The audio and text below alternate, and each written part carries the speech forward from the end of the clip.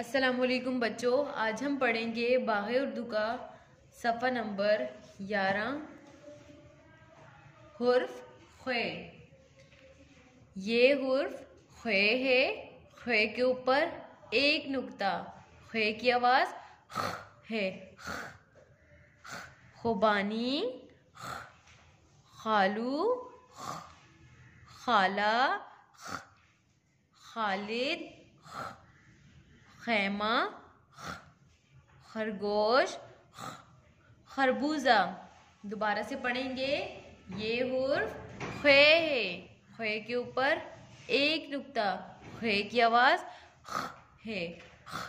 खुबानी, खालू, खाला, खालिद, खैमा, खरगोश, खरबूजा।